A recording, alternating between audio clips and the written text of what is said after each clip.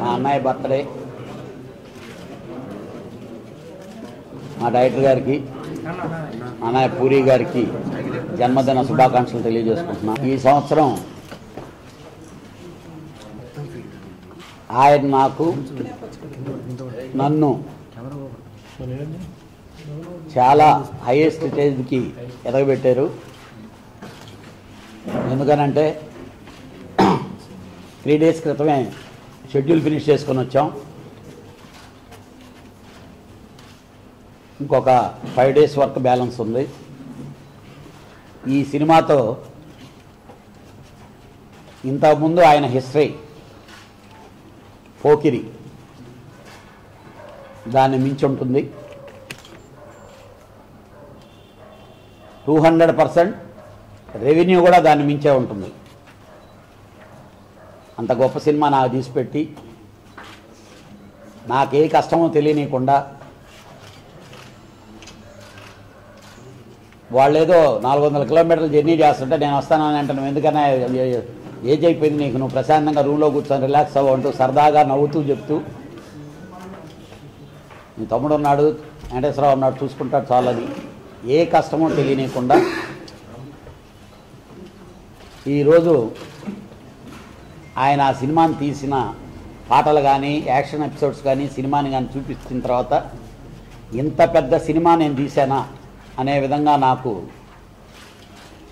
ఇన్ని సినిమాల తర్వాత అంత ఫీలింగ్ నాకు ఇచ్చినటువంటి అన్నయ్యకి ఏమీ నేను రుణం తీర్చుకోగలను నాకు తెలీదు. డెఫినెట్గా ఆ భగవంతుడు కళ్యాణ్ నాకు చాలా బాగా చేశాడు అనే విధంగా నాకు ఆ పరిస్థితి ఏర్పరిస్తే ఆ ఏర్పరచాలని ఆ భగవంతుడు కోరుకుంటున్నా. జెన్యూన్గా 4 months బ్యాక్ జ్యోతిలక్ష్మి సినిమా తీసాం. ఇదే ఇక్కడ కలుసుకున్నాం. మాకు చాలా గొప్ప పేరు వచ్చింది. అలాగే ఆయన బర్త్డే కానుకగా ఎల్లుండి టెలికాస్ట్ అవుతుంది సండే రోజు.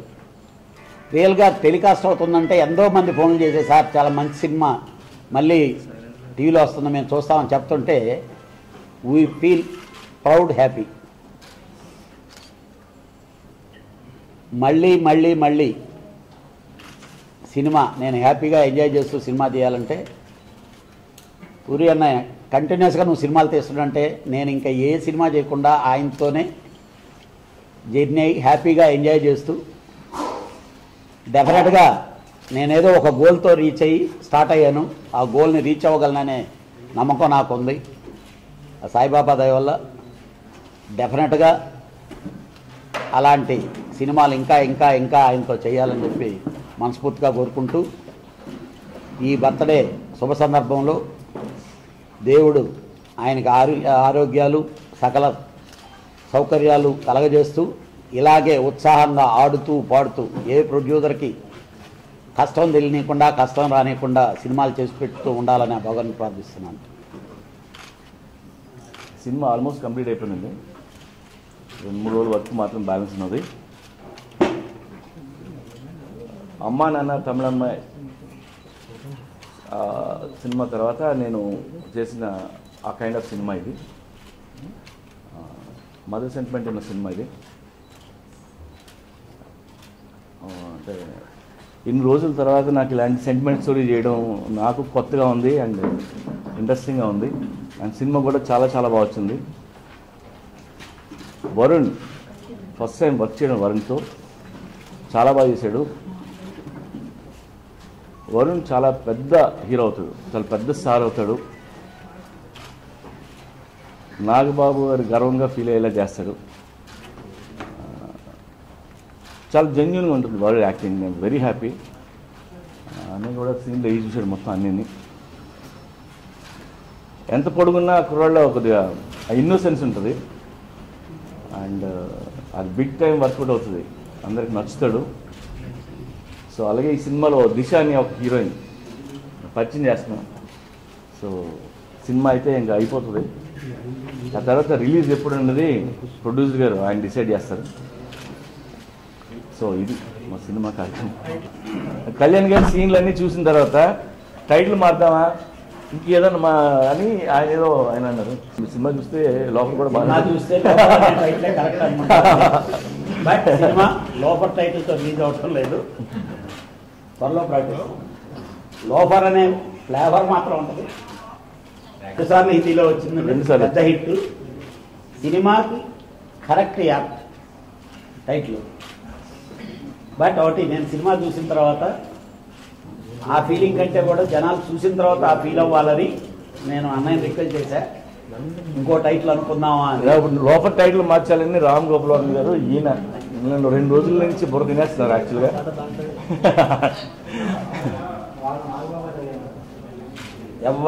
అందరూ యునానిమస్గా ఓకే ప్రొసీడ్ అయిందండి. సినిమా అవుట్కమ్ వచ్చిన తర్వాత మాత్రం మనస్ఫూర్తిగా వేరేది పెట్టాలనుకున్నాం. డెఫినెట్గా అది కూడా మీరందరూ చాలా బాగా యాక్సెప్ట్ చేసి చాలా బాగా పెట్టారని అంటారు. నెక్స్ట్ ప్రెస్ మీట్లో డెఫినెట్గా టైటిల్ మనం అనంటారు. ఆయన రామ్ గోపాల్ గారు ఇందులో సీన్లు ఏవి చూసి నాకు అమ్మ సెంటిమెంటు, చెల్లి సెంటిమెంటు, మామయ్య పెదనాన్న అంటే నాకు అసహ్యం, అలాంటి సినిమాలు చేయను. కానీ ఈ సినిమాలో సీన్లు ఏవి చూసినాక నాకు చాలా ఎమోషనల్ ఫీల్ అయ్యాను. నువ్వు ఎడిటింగ్ రూమ్ నుంచి బయటికి వెళ్ళని మొన్న పంపించి అమ్మ మీద నాకు ఒక ప్రోమో కట్ చేశారు 30 seconds. సో అది నేను చాలా పెద్ద కాంప్లిమెంట్గా ఫీల్ అవుతున్నాను. రామ్ గోపాల్ గారు అమ్మ మీద కట్ చేశారు. రావు గౌడ్ గారి మనవడితో ఇంకొక సినిమా ఉంది, ఇదేమో కొత్తకురాడు, ఇషాన్ అక్కడ పేరు. అది నవంబర్లో స్టార్ట్ అవుతుంది. అది తెలుగు కన్నడ 2 భాషల్లో రిలీజ్ అవుతుంది. అది ఇంకా టైటిల్ ఇస్తుంది. అవును, మహేష్ బాబు స్క్రిప్ట్ రెడీ అవుతుంది. అలాగే అల్లు అర్జున్ గారితో ఒక స్క్రిప్ట్ రెడీ అవుతుంది. చిరంజీవి గారికి కథ చెప్పాను, ఆయనకి నచ్చలేదు. సో మళ్ళీ అది పెండింగ్ పడింది. ఆయన కథ చెప్పాను, సగం నచ్చిందని చెప్పారు. రెండో సగం చెప్పా, నేను మళ్ళీ చెప్తాను అన్నారు. రెండో సగం నచ్చలేదని నాకు చెప్పలేదు, మీడియా ముందు చెప్పారు. అది నేను చెప్తే ఏదో కరెక్షన్ చేసేవాడిని, మరి చెప్పలేదు. 15 ఏళ్ళు అయింది ఇండస్ట్రీకి వచ్చి. ప్రతిసారి ఏదో కిట్ వచ్చినప్పుడల్లా ఇండస్ట్రీ తాలూకు గ్రోత్ లేదంటే అవుట్పుట్ పెరుగుతుంటుంది. మొన్న బాహుబలి అండ్ శ్రీమంతుడు ఈ 2 సినిమాలు నిజంగా ఇండస్ట్రీకి చాలా బలం. అండ్ అవే కాదు, అవి బాగుంటాయి. మిగతా సినిమాలు బిజినెస్ బాగుంటాయి, మార్కెటింగ్ బాగుంటాయి, రెమ్యునరేషన్ మారుతాయి. సో ఇంకా పెరుగుతూనే ఉంటుంది నాకు తెలిసి. వరుణ్ తేజ సినిమాని మళ్ళీ ఎలాగా క్రాస్ చేయాలనేది మాత్రం గ్యారెంటీ ఆ ప్రశ్న ఉంటుంది. రెడీ. ఆయనకి ఇప్పుడు సెకండ్ హాఫ్లో ఏ నచ్చలేదు నాకు చెప్తే నేను కరెక్షన్స్ చేస్తా, నాకు చెప్పలేదు. 2000లో నేను వచ్చాను డైరెక్టర్ అయినా, 2015 ఏళ్ళు అయింది. 15 ఏళ్ళలో 30 సినిమాలు తీసుకుంటాను నేను. సో నాకు ఇప్పుడు వర్క్ చేయాలని ఉంటుంది. నా లైఫ్లో ఏదైనా టెన్షన్ ఏదంటే నెల ఖాళీ అయిపోతే ఏం చేయాలని, అదొకటే టెన్షన్ నాకు తప్ప ఏ సినిమా ఏం చేయాలని టెన్షన్ ఎప్పుడు ఉండదు. ఫస్ట్ ఫిల్మ్ డైరెక్ట్ చేసినప్పుడు మా ప్రొడ్యూసర్ త్రివిక్రమ గారు, ఆయనకి ఫస్ట్ టైం అవున కొత్త డైరెక్టర్ పెట్టుకున్నాడు ఆయన. సో వీడు ఎలా తీస్తాడు కళ్యాణ్తో అని టెన్షన్ అనుకుంటుంది. సో ఫస్ట్ డే షూటింగ్ అయిపోగానే దూరం నుంచి కూర్చొని చూస్తున్నాడు. అలా ప్యాకప్ పనిగా నేను దగ్గరికి వచ్చి హగ్ చేసుకొని, నువ్వు లైఫ్లో 50 సినిమాలు తిప్పుతా పోవని చెప్పాడు. సో ఆయన బ్లెస్సింగ్స్తో ఆల్రెడీ 30 తీసాను, ఇంకో 20 తీస్తే నా టార్గెట్ కంప్లీట్ అవుతుంది. ఈ రోజుల్లో 100 అంటే అది దాసు గారు వాళ్ళు ఈ రోజుల్లో చేయలేము. మనోహర్ అని ప్రొడ్యూసర్ గారు ఉన్నారు, వాడు అన్నయ్య గారు అబ్బాయి. వాడు తెలుగులో మహాత్మా అని సినిమా తీశారు, మహాత్మా సినిమా తీశారు కృష్ణవంశీ గారితో. యా, వాళ్ళ అన్నగారు అబ్బాయి. And very good actor, training అది తీసుకున్నాడు. సో నవంబర్లో స్టార్ట్ అవుతుంది. ప్లస్ లేడీస్ అంటే ఎప్పుడు ఇష్టమే, లేడీస్ని ఎప్పుడు వదలలేదు నేను. నా ప్రతి సినిమాలో హీరోయిన్కి మంచి క్యారెక్టర్లు ఉంటాయి. నా ప్రతి సినిమాలో లేడీస్ కూడా ఏదో వర్క్ చేసుకుంటా, వర్కింగ్ ఉమెన్ చూపిస్తుంటాను. అండ్ ఈ సినిమాలో హీరోయిన్లు కూడా ఎక్కువ ఎక్స్పోజ్ చేయను, నేను ప్రతి సినిమా నుంచి చేస్తున్నాను. మీరు బదిలీలో క్యారెక్టర్లు తీసుకోండి, 271 తీసుకోండి, అమ్మాయి తమిళమ్మాయి కావచ్చు, రజనీ కావచ్చు, నేను ఎప్పుడూ లేడీస్ని రెస్పెక్ట్గా చూపిస్తాను. అయితే మధ్యలో ఏమే వస్తాయని అనడం వల్ల వీడికి లేడీస్ అంటే రెస్పెక్ట్ లేదు అనేది మీకు అనిపిస్తుంటుంది అంతే. మనం ఒకసారి సార్ హీరోలు ఫోన్ చేయండి రోజులు ఉంటాయి, అలాంటి మళ్ళీ చిన్న సినిమా చేసుకోవాల్సిందే. సో మనం సినిమా చేయడం ఆపకూడదు, ఎవరు ఉంటే వాళ్ళతో. Baahubali kind of cinema. అబ్బా, నేను ఎప్పుడు బాహుబలి కావాలంటే 100 రూపాయలు పెట్టి చూడడం ఈజీ, దాన్ని చేయడం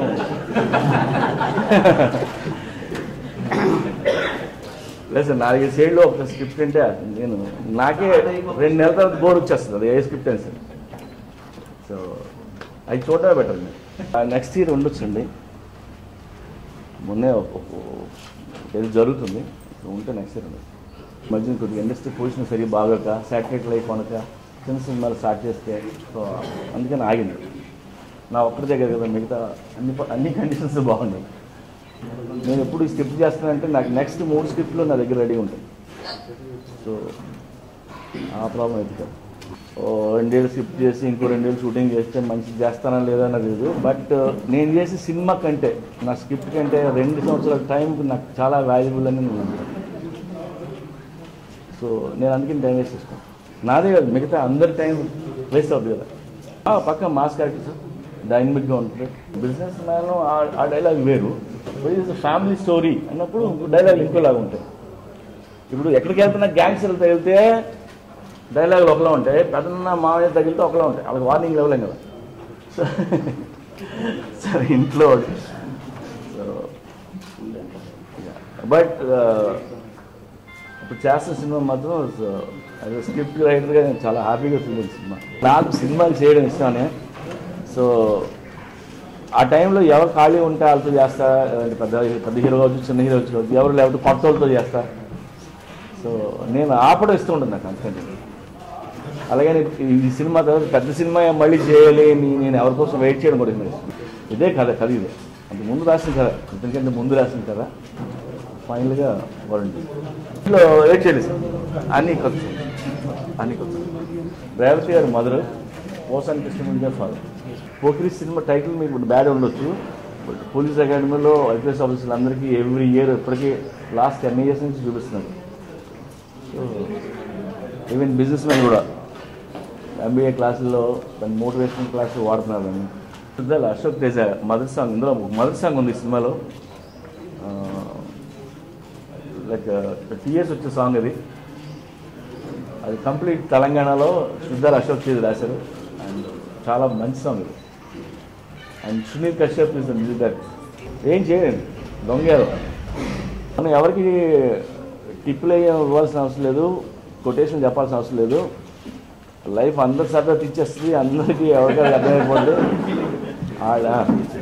ఒకవేళ మనం చెప్పినా వాళ్ళకి నచ్చదు కూడా, ఎక్కడ కూడా. అండ్ నేను ఎప్పుడు నమ్ముతాను, మనందరికీ తెలియని ఫిలాసఫీ ఏ బైబిల్లో భగవద్గీతలో కూడా ఉంటుంది, నాకు తెలుసు, అందరికీ తెలుసు, మనం పాటించాం అంతే.